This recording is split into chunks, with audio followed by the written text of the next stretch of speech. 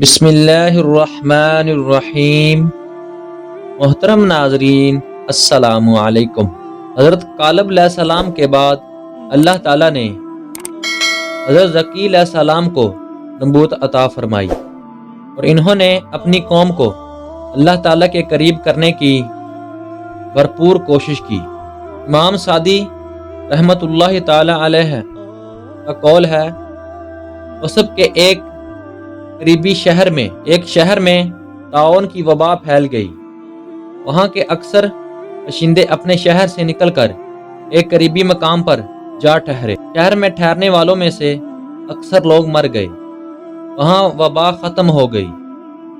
جب لوگ شہر واپس آئے تو شہر میں باقی رہنے والوں نے کہا، شہر سے نکلنے والے ہم سے زیادہ سمجھدار تھے۔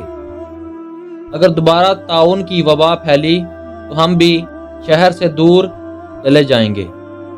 اگلے سال پھر طاعون کی وبا پھیل گئی۔ یہ تمام لوگ، جن کی تعداد 35,000 تھی، ایک وسیع میدان میں جا کر ٹھہر گئے۔ اللہ رب العزت کے فرشتے نے وادی کے نصیب کی طرف سے آواز دی، مر جاؤ، لہذا یہ سب مر گئے۔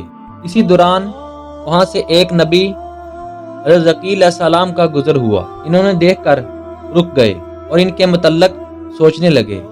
آپ علیہ السلام بھی ان کی موت پر تعجب ہی فرما رہے تھے کہ اللہ تعالیٰ کی طرف سے وحی آئی، کیا آپ دیکھنا چاہتے ہیں کہ ہم ان کو اس طرح زندہ کریں گے؟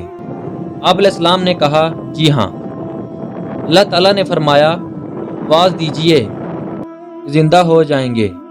انہوں نے کہا، اے ہڈیو، اللہ تعالیٰ کے حکم سے اکٹھی ہو جاؤ۔